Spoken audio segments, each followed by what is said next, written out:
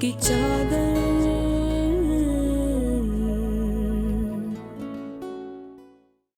कोई भी मुश्किल से मुश्किल टास्क पे जाने से पहले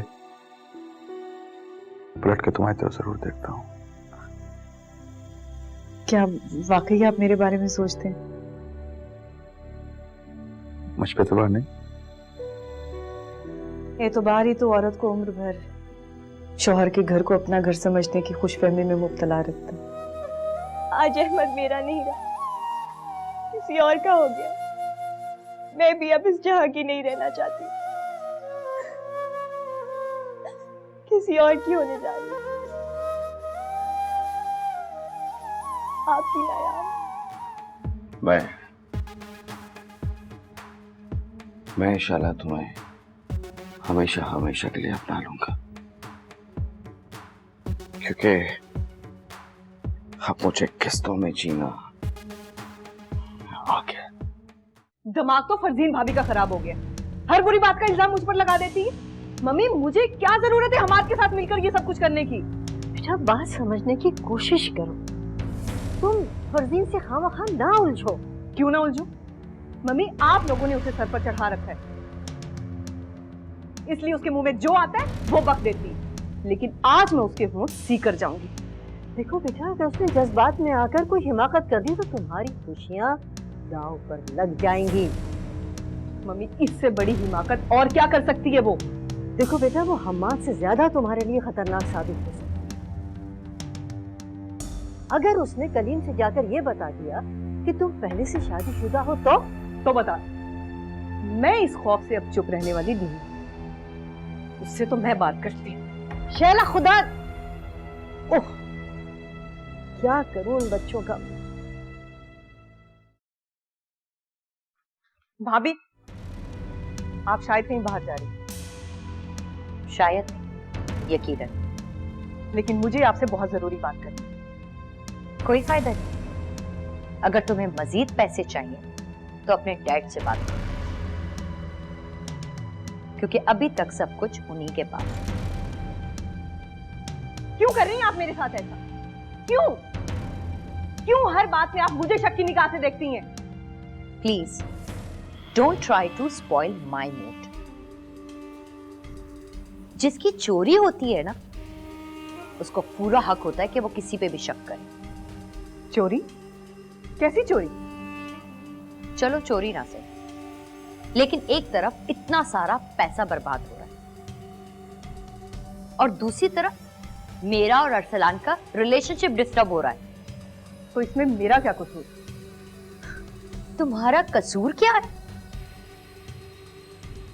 ये सब कुछ तुम्हारे गलत फैसलों की वजह से हो रहा है, तुम्हारे बिहाफ पे हो रहा है।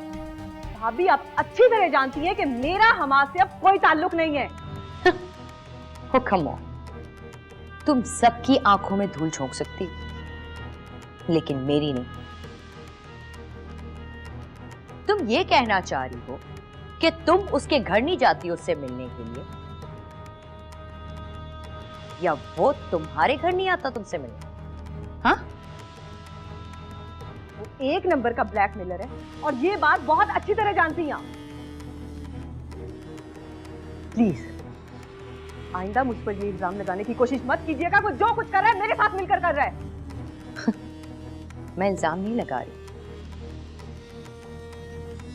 पूरे प्रूफ के साथ साबित कर दूंगी कि मैं सही कह रही हूं। प्लीज, मैं आपसे सिर्फ इतना कहना चाहती हूँ कि मेरा घर बर्बाद करने की कोशिश मत करें। अगर ऐसा हो तो लौट कर तो मुझे यहीं आना होगा, और अगर मैं यहां वापस आ गई तो आपके लिए जीना मुश्किल हो जाएगा।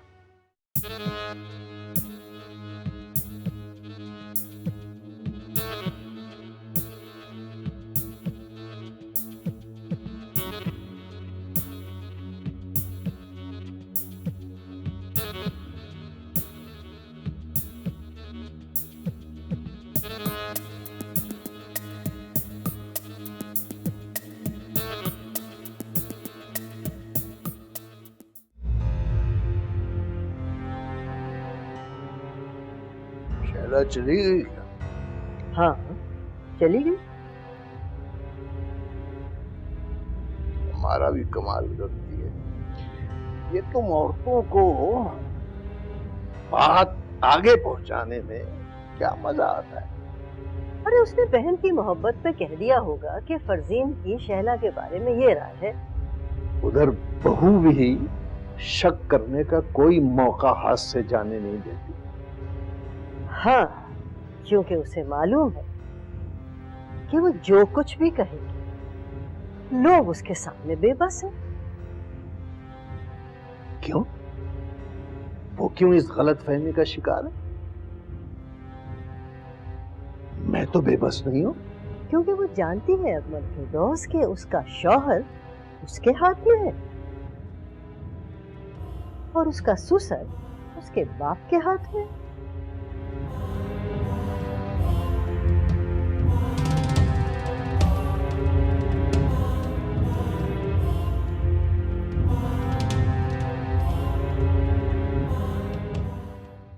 What? Oh my God! आपने खुदकुशी कर ली? हाँ मारा। मगर क्यों अहमद? Why? आपने ऐसा क्यों किया? पता नहीं यार, जब उसे पता चला कि हमारी बात पक्की हो गई है और फाइनली हमारी शादी होने वाली है तो उसने सुसाइड कर लिया। Oh my God! इसका मतलब है कि वो वाकई तुम्हारे साथ सीरियस थी अहमद? हाँ, सीरियस तो थी, लेकिन मैंने उससे आज तक कभी कोई ऐसी बात नहीं की। ये बहुत बुरा हुआ है अहमद, बहुत बुरा हुआ है। हमारी वजह से एक जान जाया हो गई है। नहीं हमारी वजह से नहीं हुई। इस सब में हमारा क्या कसूर है यार? कसूर तो है अहमद। हमारी शादी का ही सुनकर नायाब इतना डिसहार्ट हुई है ना कि उसने खुदकुशी कर ली। मेरी बात समझने की कोशिश करो हमारा। मैं तो समझ लूंगी अहमद, मैं मान भी लूंगी, लेकिन मेरा ज़मीर, मेरा इनर सेल्फ तो मुझे जिंदगी भर मलामत करता रहेगा ना कि मेरी वजह से एक लड़की की जान चली गई, जान चली गई उसकी। हमारा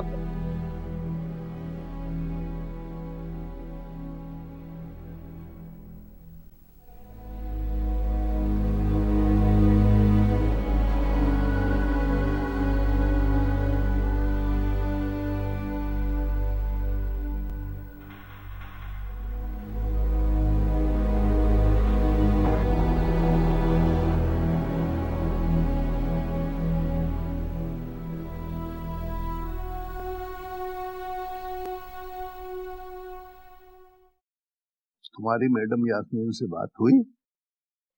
नहीं, कहाँ हो पाई उनसे बात। अरे तो कॉल कर लेती, या उनकी कॉल का इंतजार था तुम्हें? नहीं, मैंने कॉल की थी, लेकिन वहां पता चला कि उनके जो ऊपर की मंजिल में किराएदार हैं, उनकी बेटी ने खुदकुशी कर ली। खुदकुशी? खुदकुशी की वजह? मैंने वजह पूछनी मुनासिब नहीं समझी, वैसे रोने धोने की आवाजें भी आ रही थी वहां से। मैं तफसील पूछना चाहिए थी। ये पड़ोस में एक जवान लड़की ने खुदकुशी कर ली है, उसका रीजन हमारे लिए जानना जरूरी है। बिल्कुल ठीक कह रहे हैं अंकल आप। मैंने अमारा को अहमद से इस टॉपिक पे बात करते सुना था। तुमने सुना था? क्या क्या बात कर रहे थे वो? अंकल ये बात आप अमारा से पूछे कि नायाब ने खुदकुशी क्यों की, क्योंकि अगर मैंने आप लोगों को बताई तो आप लोग कहेंगे कि मैं खामखा में गलत अंदाजे लगाती हूँ। तो फिर तुमने क्या अंदाजा लगाया है? आंटी, अहमद के उस लड़की के साथ ताल्लुकात थे।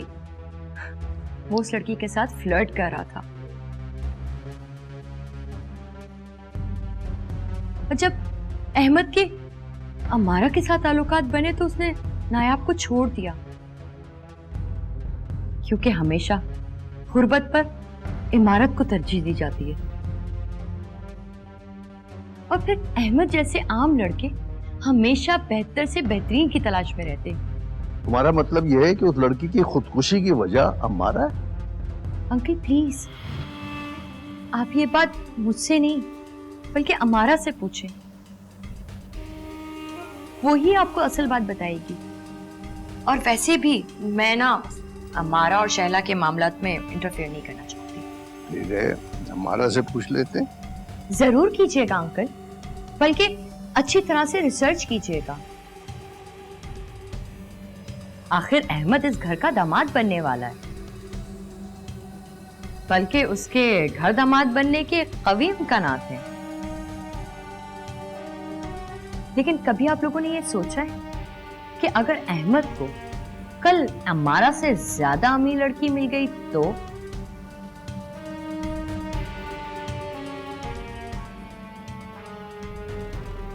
Chances are pretty much there.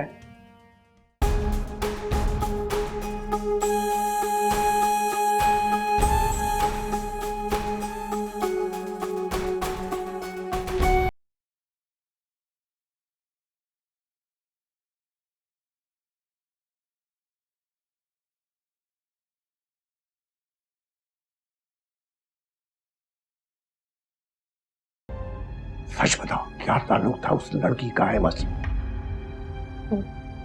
Actually dad, इश्क की चादर,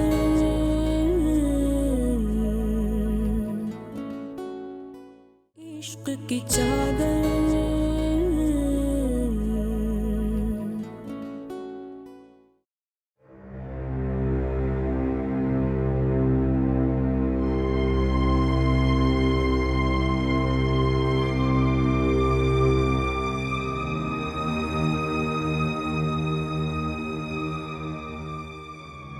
तुम्हारी आंखों में किस कदर आंसुओं का जखीरा है नया।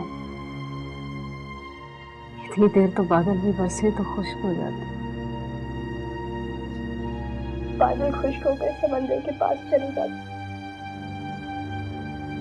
मैं कर जाऊं मम्मी। अपनी माँ की आगोश में आ जा मेरी बच्ची।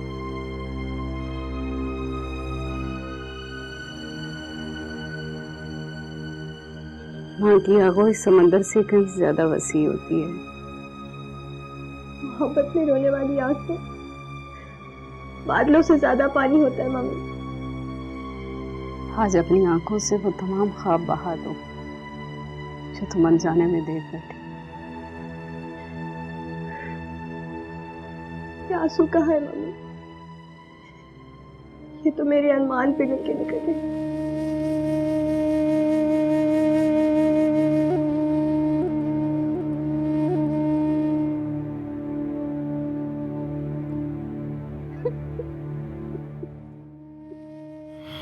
मेरी बात मानो, जहाँ मैं कहती हूँ वहाँ शादी कर लो। काफी अच्छे लोग हैं। शादी सिर्फ अहमद से मम्मी, सिर्फ अहमद से।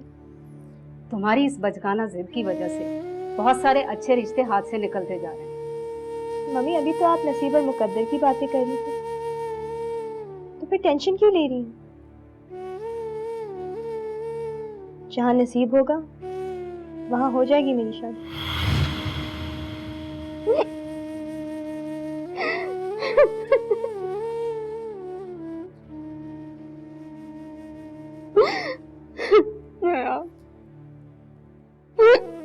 तू कहाँ चली गई है नया?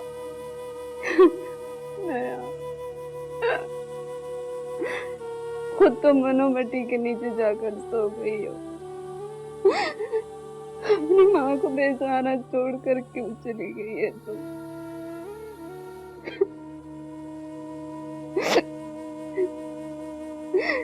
इस पूरी दुनिया में तुम्हारे सिवा तुम्हारी माँ का कोई नहीं है।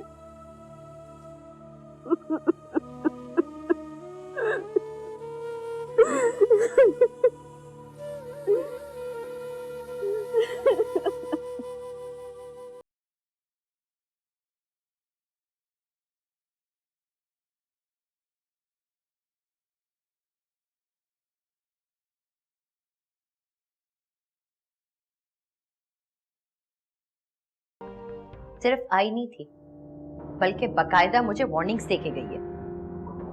क्या मतलब? शहला वार्निंग? जी हाँ, उसने मुझे थ्रेट दिया है कि अगर मैंने उसके रास्ते में आने की कोशिश की तो उससे तो लौट के वापस इस फिरदौस हाउस में आना है, और अगर वो आ गई तो ना वो मुझे इस फिरदौस हाउस में रहने देगी और ना ही वो आपकी जिंदगी में रहने देगी मुझे। अब आप ही बताइए, क्या करूं मैं? चुपचाप इस घर को लुटते हुए देखती रहूं? नहीं फरजीन, देखो जो तुम करती हो बिल्कुल ठीक करती हो, मगर क्या?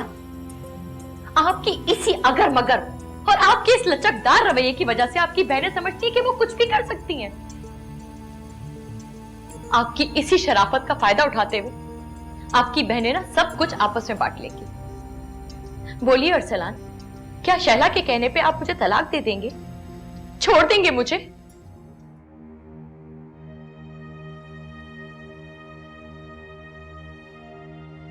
कैसी बातें कर रही हो फरजीन? ऐसा नामुमकिन है। मेरी पूरी फैमिली जानती है कि मैं सब कुछ कर सकता हूं, मगर तुम्हें नहीं छोड़ सकता। ऐसा सोचना भी मेरे लिए बहुत तकलीफ दे मरहला होगा। तो फिर शैला ने किस बिहाफ पे इतने कॉन्फिडेंस से ये बात कही है? देखो फरजीन, अगर खुदा ना खास्ता शैला को डिवोर्स हो गई तो वापस लौटकर फिरदौस हाउस ही आना है उसे। उम्र भर के लिए वो यहां की होके रह जाएगी। शादियां बार बार थोड़ी होती हैं यार। तो इसमें मेरा क्या कसूर है अरसलान? क्यों वो मुझे बार बार धमकियां देती है? क्यों कहती है कि वो मुझे इस घर से निकाल देगी? क्योंकि अगर ऐसा हुआ तो सबसे ज्यादा डिस्टर्ब भी तुम ही होगी। यही तो वजह है कि मैं हमाद के हाथों बार बार ब्लैकमेल होने पर मजबूर हो रहा हूं। इसी वजह से मैंने फजीम भाई को भी हमाद के बारे में कुछ नहीं बताया। और खुदा का वास्ता है कि तुम भी गलती से गुस्से में कभी भी जज्बात में आकर ये बात मत कर देना। ठीक है, मैं तो ये गलती नहीं करूंगी, लेकिन अब अम्मारा का क्या करें, जिसकी वजह से एक मासूम बेचारी लड़की की जान चली गई। अम्मारा की वजह से मासूम लड़की की जान चली गई?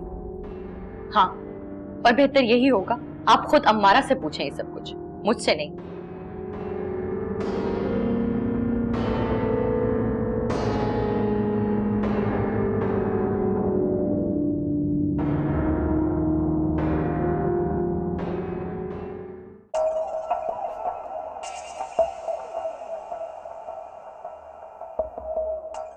जी डैड, पूछिए। सुना है मैडम यास्मीन की किराएदार डॉक्टर समर की बेटी ने खुदकुशी कर ली। जी डैड, अहमद ने बताया था मुझे। ये नहीं बताया कि उसने खुदकुशी क्यों की है। नहीं डैड, पर as far as I know वो लड़की एक साइको केस थी। उसे कभी कभार ऐसे दौरे पड़ते रहते थे।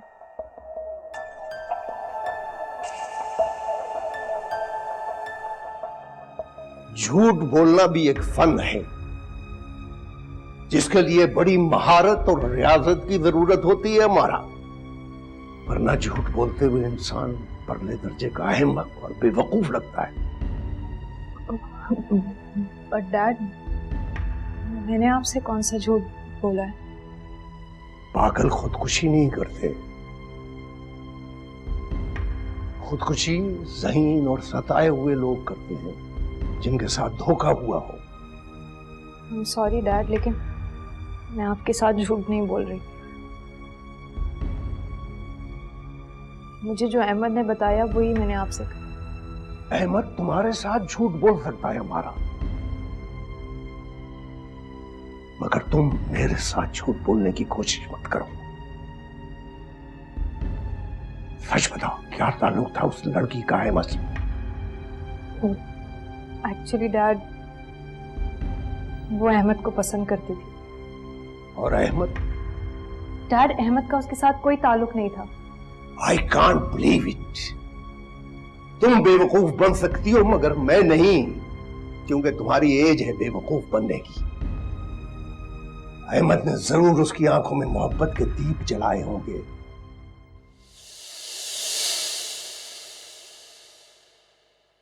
इश्क की चादर,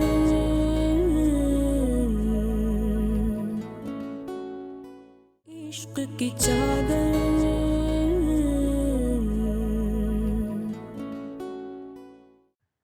व्हाट? मॉम का एक्सीडेंट? अब कैसी तबीयत है उनकी? कौन से हॉस्पिटल में है वो? तुम यहां आकर सबके सामने कहोगी कि तुम यास्मीन की पड़ोसन हो और तुमने अहमद को कई बार नायाब के साथ देखा है।